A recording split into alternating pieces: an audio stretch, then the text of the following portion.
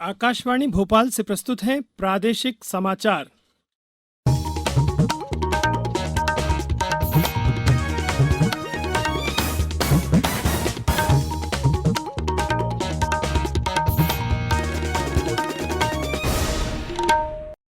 नमस्कार, समाचारों के साथ मैं नवनीत चौबे। पहले मुख्य समाचार। प्रदेश में लोगों को सरकारी योजनाओं का लाभ देने के लिए एकल नागरिक डाटाबेस तैयार किया जाएगा। प्रदेश में कोरोना की स्थिति में तेजी से हो रहा है सुधार। कल 241 लोग स्वस्थ होकर लौटे। प्रधानमंत्री नरेंद्र मोदी के नेतृत्व में केंद्र सरकार के दूसरे कार्यकाल की 1 वर्ष की उपलब्धियों को जनता तक ले जाने प्रदेशव्यापी अभियान आज से। और चक्रवाती तूफान निसर्ग के कारण प्रदेश में हुई बारिश के चलते तापमान में गिरावट आई है। अब समाचार विस्तार से। नागरिकों को विभिन्न सरकारी योजनाओं का लाभ देने के लिए प्रदेश में एकल नागरिक डाटाबेस तैयार किया जाएगा, जिससे उन्हें योजनाओं के लाभ के लिए बार बार जानकारी नहीं देनी पड़ेगी। मुख्यमंत्री शिवराज सिंह चौहान की अध्यक्षता में कल भोपाल में हुई बैठक में यह निर्णय लिया गया। बैठक में बताया गया कि प्रदेश में लगभग 700 हितग्राही मूलक योजनाएं संचालित हैं। इनका लाभ लेने के लिए हितग्राहियों का अलग अलग पंजीयन किया जाता है। इससे एक और सरकारी मशीनरी का काफ़ी समय खर्च होता है। वहीं नागरिकों को बार बार जानकारी उपलब्ध करानी पड़ती है। मुख्यमंत्री श्री चौहान ने कहा कि एकल नागरिक डाटाबेस बन जाने से नागरिकों के लिए यह व्यवस्था अधिक सुविधाजनक होगी। प्रदेश में कोरोना की स्थिति में निरंतर कमी आ रही है। इससे 65% से अधिक लोग ठीक हो रहे हैं। कल भोपाल में मुख्यमंत्री की अध्यक्षता में हुई बैठक के दौरान ये जानकारी दी गई। बैठक में बताया गया कि पिछले 24 घंटों में जहां 234 नए मरीज मिले हैं, वहीं 241 लोग स्वस्थ होकर अपने घर लौट चुके हैं। भोपाल में 53 और व्यक्तियों को अस्पताल से छुट्टी दी गई है। इंदौर जिले में पिछले 24 घंटों के दौरान 35 नए मरीज मिले हैं, जबकि 81 मरीजों को अस्पताल से छुट्टी दे दी गई है। यहां अब तक 2324 मरीज स्वस्थ होकर घरों को लौट चुके हैं। रायसेन से प्राप्त जानकारी के अनुसार जिले में अब तक 69 पॉजिटिव मरीज मिले हैं, वहीं 65 लोग स्वस्थ हुए हैं। शिवपुरी में एक और कोरोना पॉजिटिव मिलने से मरीजों की संख्या 18 हो गई है। जिले में अब तक 78,000 से अधिक लोगों की स्वास्थ्य जांच की गई है। श्योपुर में कल आई 23 लोगों की जांच रिपोर्ट में से 3 पॉजिटिव पाए गए हैं।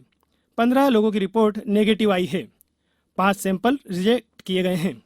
जबलपुर में कल रात आई रिपोर्ट में 4 और पॉजिटिव मिले हैं। हमारी संवाददाता ने बताया है कि यहां 198 लोग स्वस्थ होकर अपने घर लौट चुके हैं। खंडवा जिले में डॉक्टर और नर्स स्टाफ की मेहनत से संक्रमित मरीज तेजी से ठीक हो रहे हैं। पेश है हमारे संवाददाता की रिपोर्ट। खंडवा में कोरोना वॉरियर्स की मेहनत रंग ला रही है। जिस रफ्तार से संक्रमित मरीजों के ठीक होने की रफ्तार बढ़ रही है, उससे तो यही लग रहा है कि जल्द ही खंडवा ग्रीन जोन में आ जाएगा। खंडवा में 86% से ज्यादा मरीज स्वस्थ होकर घर लौटे हैं। खंडवा जिले में 259 संक्रमित मरीज पाए गए, जिसमें से 218 मरीज ठीक होकर घर जा चुके हैं। प्रादेशिक समाचार के लिए मैं खंडवा से हीरालाल लोंगरे। राष्ट्रपति रामनाथ कोविंद ने ग्रामीण अर्थव्यवस्था को बढ़ावा देने और किसानों की मदद के उद्देश्य से 2 अध्यादेशों को मंजूरी दे दी है। केंद्रीय मंत्रिमंडल ने हाल में ही इन अध्यादेशों को मंजूरी दी थी। कृषि मंत्री नरेंद्र सिंह तोमर ने बताया कि इस अध्यादेश के लागू होने से किसानों को जहां कृषि के विकास में मदद मिलेगी, वहीं उन्हें अपनी उपज बेचने के लिए और अधिक स्वतंत्रता मिलेगी। कंपनियां किसानों के घर और खेत जाकर भी उपज खरीद सकेंगी। इसके लिए उन्हें कोई अतिरिक्त टैक्स नहीं देना होगा। मुख्यमंत्री शिवराज सिंह चौहान ने कहा है कि बारिश के चलते उपार्जन केंद्रों पर गेहूं भीग जाने से किसान चिंतित ना हों। भीगे हुए गेहूं को सुखाकर उसका भंडारण किया जाएगा। श्री चौहान ने अधिकारियों के साथ एक बैठक में उपार्जन कार्य की समीक्षा करते हुए कहा कि बारिश के कारण जिन पंजीकृत किसानों का गेहूं नहीं बिक पाया है, उनका गेहूं भी खरीदा जाएगा। सरकार द्वारा जारी एक अन्य बयान में बताया गया है कि प्रदेश में हुई बारिश के चलते मात्र 0.13% गेहूं गीला हुआ है। इससे किसानों को कोई नुकसान नहीं हुआ है। इस गेहूं को सुखाने के बाद जल्द ही इसका भंडारण किया जाएगा। अब समाचारों में वक्त है एक ब्रेक का। ये समाचार आप आकाशवाणी भोपाल से सुन रहे हैं। हमारे समाचारों को अब आप कभी भी और कहीं भी अपनी सुविधा के अनुसार सुन सकते हैं। ये समाचार बुलेटिन YouTube, ट्विटर और फेसबुक पर AIR न्यूज भोपाल पेज पर सुने जा सकते हैं। इसके अलावा आप हमारी वेबसाइट newsonair.com पर या AIR न्यूज ऐप पर भी समाचार सुन सकते हैं। प्रधानमंत्री नरेंद्र मोदी के नेतृत्व में केंद्र सरकार के दूसरे कार्यकाल की 1 वर्ष की उपलब्धियों को जनता तक ले जाने के लिए देशव्यापी अभियान शुरू किया गया है। इसके तहत प्रदेश में पार्टी के प्रमुख नेता आज से 10 जून तक वीडियो कॉन्फ्रेंस के जरिए प्रबुद्ध जनों से चर्चा करेंगे। केंद्रीय मंत्री नरेंद्र सिंह तोमर आज 11 बजे जबलपुर जिले की कैंट और पूर्व विधानसभा, प्रहलाद पटेल दोपहर 1 बजे बालाघाट जिले की बैहर और परसवाड़ा विधानसभा, प्रदेश अध्यक्ष विष्णुदत्त शर्मा 12 बजे कटनी और शाम 5 बजे हुजूर विधानसभा, प्रभात झा शाम 4 बजे छिंदवाड़ा और परासिया विधानसभा, राष्ट्रीय महासचिव कैलाश विजयवर्गीय शाम 4 बजे सतना और रामपुर बाघेलन विधानसभा क्षेत्र के पार्टी कार्यकर्ताओं और प्रबुद्ध जनों को संबोधित करेंगे। प्रदेश में वनाधिकार अधिनियम के तहत 2,57,000 दावेदारों को वनाधिकार पट्टे वितरित किए जा चुके हैं। आधिकारिक जानकारी के अनुसार राज्य शासन को 6,27,000 से अधिक दावे प्राप्त हुए थे। इनमें से 2,68,000 से अधिक दावे मान्य किए जा चुके हैं, जबकि निरस्त किए गए 3,60,000 से अधिक दावों का पुनः परीक्षण वन मित्र पोर्टल के माध्यम से किया जा रहा है। आदिम जाति कल्याण विभाग ने 30 जून तक इन दावों का निराकरण करने के निर्देश दिए हैं। यूपीएससी सिविल सेवा परीक्षा 2019 के बाकी बचे उम्मीदवारों की पर्सनालिटी टेस्ट 20 जुलाई से शुरू होगी। संघ लोक सेवा आयोग यूपीएससी ने कल हुई एक बैठक में कोविड-19 की वजह से उत्पन्न स्थिति की समीक्षा की गई। लॉकडाउन खुलने और केंद्र तथा विभिन्न राज्य सरकारों द्वारा दी जा रही रियायतों के मद्देनजर आयोग ने परीक्षाओं और भर्ती परीक्षाओं की संशोधित सूची जारी करने का फैसला किया है। यूपीएससी परीक्षाओं के संशोधित कैलेंडर का विवरण आयोग की वेबसाइट पर देखा जा सकता है।